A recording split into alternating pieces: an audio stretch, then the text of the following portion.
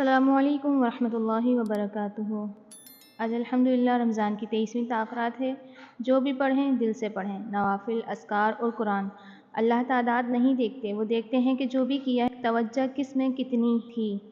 جو بھی مانگیں پورے یقین سے مانگیں، لیکن مانگنے سے پہلے اپنی غلطیوں کا اعتراف دل سے کیجیے۔ جو برائی آپ کو اپنی بری لگتی ہے اس کے لیے دعا کیجیے۔ یہ بھی دعا کیجیے جس طرح ایمان رمضان میں تازہ ہوا ہے اس کا اثر اگلے رمضان تک رہے، کیونکہ کچھ لوگ ایسے ہوتے ہیں جو رمضان میں بس عبادتیں کرتے ہیں، اس کے بعد بالکل چھوڑ دیتے ہیں، نماز اور قرآن اور شوال کے روزے تک نہیں رکھتے ہیں، جو بہت زیادہ فضیلت والے ہیں۔ فرض کریں آپ پہلے عشرے میں بھی ناکام رہے، دوسرے میں بھی ناکام رہے، لیکن ابھی تیسرے کا اسٹارٹ ہے۔ آپ ماہ رمضان کی برکتوں سے برکتیں حاصل کر سکتے ہیں۔ کوشش کرنی ہے، بس تھوڑی سی کوشش کرنی ہے، تھوڑی سی محنت کرنی ہے اور تھوڑا سا اپنے آپ کو تھکانا ہے۔ یہ تھکاوٹیں تو اتر جائیں گی، پورے سال اتارنے کا ٹائم ہے تھکاوٹیں ہمارے پاس۔ اس پورے عشرے میں خوب عبادت کریں، خوب مغفرت مانگیں، خوب نجات مانگیں۔ آخری عشرے کی جو خاص بات وہ یہ ہے کہ اس میں لیلۃ القدر رب نے رکھی ہے، تلاش ضرور کرنی ہے آپ سب نے۔ یہی نہیں کہ صرف طاق راتوں میں تلاش کرنی ہے، ساری راتوں کی عبادت کرنی ہے، آپ نے پورے 10 راتوں کی عبادت کرنی ہے۔ ان میں سے کسی بھی رات میں ہمارے لیے لیلۃ القدر ہو سکتی ہے، تو کوشش کریں ہر رات آپ لوگوں نے عبادت کرنی ہے اس کی۔ اور ہم میں سے کوئی بھی ایسا شخص نہیں ہے جو تہجد کی فضیلت سے ناواقف ہو۔ ہم سب جانتے ہیں کہ اللہ تعالیٰ ہر رات جب کہ رات کا آخری 1/3 حصہ باقی رہ جاتا ہے تو پہلے آسمان پہ تشریف لے آتے ہیں اور اعلان فرماتے ہیں کہ ہے کوئی مجھ سے دعا کرنے والا کہ میں اس کی دعا قبول کروں، ہے کوئی مجھ سے مانگنے والا کہ میں اسے دوں، ہے کوئی مجھ سے بخشش طلب کرنے والا کہ میں اسے بخش دوں۔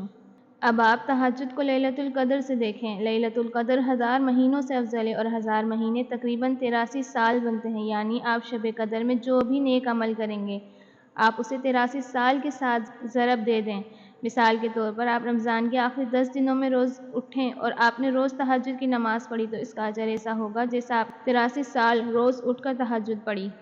آپ فرض کریں کہ آپ نے رمضان کے اس آخری عشرے میں تہجد کے بعد روز قرآن پڑھا تو اس کا اجر ایسا ہی ہے جیسے آپ نے 83 سال روز راتوں کو اٹھ کر قرآن پڑھا۔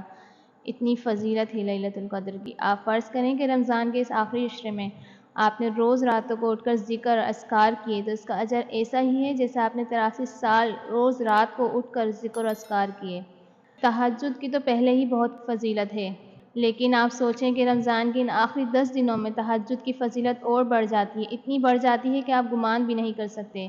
اگر آپ روز اٹھ کر تہجد پڑھیں گے، قرآن پڑھیں گے، اللہ کا ذکر کریں گے تو عین ممکن ہے کہ آپ لیلۃ القدر کو پا لیں گے انشاءاللہ تعالیٰ، کیونکہ لیلۃ القدر چھپائی تو انہی راتوں میں گئی ہے، تو جو روز اٹھ کر عبادت کرے گا وہ تو آخرکار اس رات کو پا ہی لے گا۔ تو اب آپ یہ سوچیں کہ اگر آپ نے اس رات کو پا لیا تو آپ کی دعائیں کہاں سے کہاں پہنچ جائیں گی، آپ کے سارے سابقہ گناہ معاف کر دیے جائیں گے، آپ کی مرادیں آپ تک پہنچا دی جائیں گی، آپ کے لیے تقدیر کے خوبصورت اور خوش کر دینے والے حیرت انگیز فیصلے اتار دیے جائیں گے۔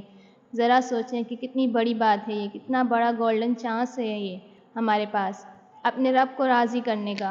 تو کیا یہ چانس آپ ایسے ہی گنوا دیں گے صرف اسی لیے کہ آپ کے ایگزام چل رہے ہیں، صرف اس لیے کہ آپ کی جاب چل رہی ہے، صرف اس لیے کیونکہ آپ سست ہیں، صرف اس لیے کہ آپ کی روٹین خراب ہے؟ یہ سب کچھ تو سال بھر چلتا رہنا ہے، مگر یہ 10 دن بس سال میں ایک مرتبہ ہی آنے ہیں، اور اوپر سے ہمیں یہ بھی نہیں پتہ کہ اگلے سال ہم یہاں ہوں گے بھی یا نہیں، اگلے سال پتہ نہیں ان 10 دنوں تک زندگی ہمیں مہلت دے گی بھی یا نہیں۔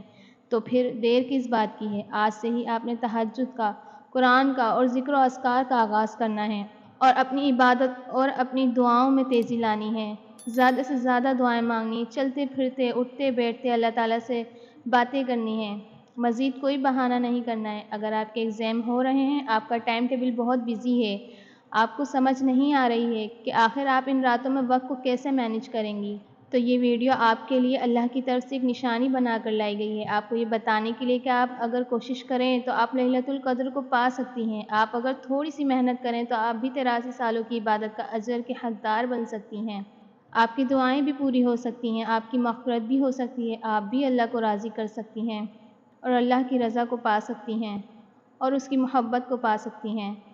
اس کی محبت کے لیے آپ یہ دعا لازمی کیا کریں، اللہم انی اسألک حبک، اے اللہ مجھے اپنی محبت عطا کر دے اور میرے دل سے دنیاوی محبت کو نکال دے اور مجھے اپنے نیک اور صالحین بندوں میں شامل فرما لے، آمین۔ ہر حال میں اللہ تعالیٰ سے بات کر لیا کریں، نہ تو آپ کا رب آف لائن ہوتا ہے، نہ سگنل پرابلم اور نہ ہی نیٹ ورک ایشو ہوتا ہے، وہ ہر وقت آپ کی کال ریسیو کرتا ہے، لیکن کبھی خاموشی سے سنتا رہتا ہے اور صحیح وقت پر صحیح جواب دیتا ہے، اور کبھی اسی وقت رپلائی مل جاتا ہے۔ آپ خود ہی دیکھ لو، ہم نماز میں رب سے بات کرتے ہیں اور آپ کا رب کہتا ہے کسی حال میں نماز نہ چھوڑو، کوئی بھی کام ہو تو حاجت کے نفل پڑھ لو، کبھی بھی مشورہ لینا ہو تو استخارہ کر لو، زیادہ بات کرنے کا دل کرتا ہے تو تہجد کے وقت آ جاؤ، سامنے بٹھا کر سنوں گا۔ پھر اشراق، چاشت، اوابین، مطلب کبھی بھی کہیں بھی جب بھی جیسے بھی تم پکارو تو لبیک کہہ کر میں حاضر ہوں۔ کوئی ایسا ہے جو ہر وقت آپ کو میسر ہو؟ نہیں نا، اللہ رب العالمین کے سوا۔ تو اپنے ان دنوں کو ضائع بالکل بھی مت کیجیے گا، بہت زیادہ دعائیں کیجیے گا اللہ تعالیٰ سے، جتنی بھی آپ کی حاجتیں اور جن کی حاجتیں نہیں بھی ہیں جو الحمدللہ اپنی دنیا میں اپنی زندگی میں خوش ہیں، انہیں کچھ بھی نہیں چاہیے ایسا تو اپنی مغفرت کے لیے لازمی دعا کریں، دوسروں کے لیے دعا کریں۔ اس ماہ مقدس رمضان المبارک کو آخری سمجھ کر عبادت کیجیے۔ ہمارے کتنے ہی پیارے ایسے تھے جو پچھلے سال ہمارے ساتھ روزے رکھتے تھے، قیام کرتے تھے۔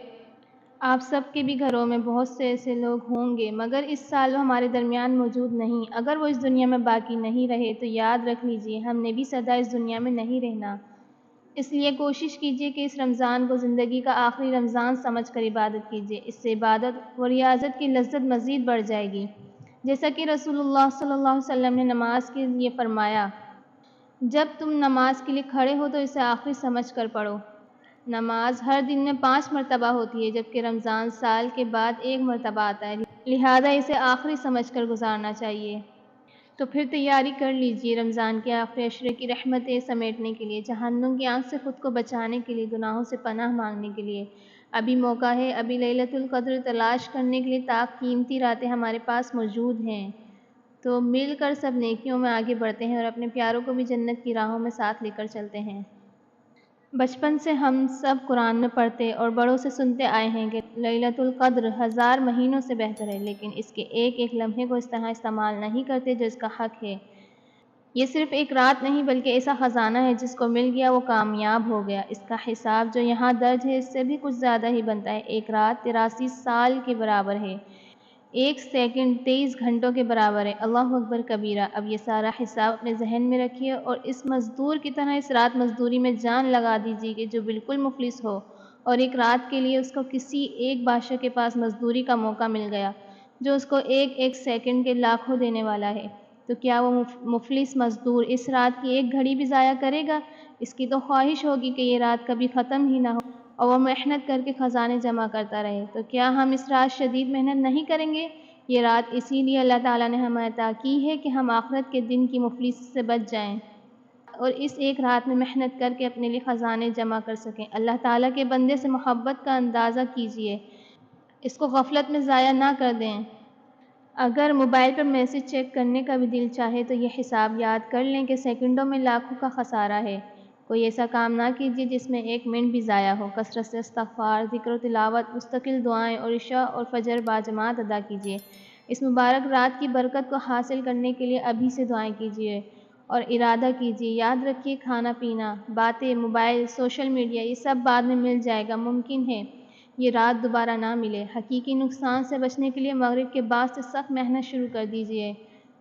اور جتنی بھی پیاری شہزادیاں یہ ویڈیو سن رہی ہیں وہ تمام مسلمانوں کے لیے، مومنوں کے لیے دل سے دعا کیجیے، فلسطین کے لوگوں کے لیے دل سے دعا کیجیے، اللہ تعالیٰ ان کے لیے آسانیاں فرما دے، ان کی مشکلوں کو دور کر دے اور ان پر جو ظلم ڈھا رہے ہیں ان لوگوں کو نیست و نابود کر دے اور مظلوموں کی مدد فرما دے، آمین۔ اللہ تعالیٰ سے دعا کریں گے، یا حی یا قیوم، یا رحمان یا رحیم، یا مستجیب الدعوات، ہمیں قبول ہونے والے اعمال، اذکار، دعاؤں اور نیکیوں کی توفیق عطا فرما دے، ہماری ٹوٹی پھوٹی کوششوں میں برکت ڈال دے اور اجر عظیم کے ساتھ قبولیت عطا فرما دے، دین اور دنیا اور آخرت کی خیر و بھلائی عطا فرما دے، اپنے ذاکرین، شاکرین، عبادت گزار اور اطاعت گزار بندوں میں شامل فرما لے اور ہم سے درگزر فرما، ہم سے راضی ہو جا، ہماری آزمائش دور کرتے ہوئے خیر و عافیت عطا فرما، حسن اخلاق کردار عطا فرما، ہمارے لیے حقوق اللہ اور حقوق العباد کی ادائیگی آسان فرما دیجیے۔ یا اللہ ہمیں ایک لمحے کے لیے بھی ہمارے نفس کے حوالے نہ کرنا، یا اللہ ہم سب کو ذہنی، جسمانی، روحانی، قلبی، ظاہر و باطنی سکون اور صحت عطا فرما۔ یا اللہ ہمیں تمام زمینی، آسمانی، انسانی، حیوانی اور جناتی شیطانی اور نفسانی شرور سے محفوظ فرما۔ یا مقلب القلوب ہمارے قلب و نفس کو اپنی اطاعت پر جما دے۔ یا الہی ہمارے دلوں کو شکر، زبانوں کو ذکر، نگاہوں کو امانت اور خیالات کو پاکیزگی عطا فرما، اور ہمارے اعمال کو قبولیت اور نیتوں کو خالص کر دے، آمین۔ اے ہمارے رب تو ہم سے قبول فرما کیونکہ تو خوب سننے والا، خوب جاننے والا ہے، اور ہماری توبہ قبول فرما کیونکہ تو ہی بہت توبہ قبول فرمانے والا ہے، نہایت رحم کرنے والا ہے۔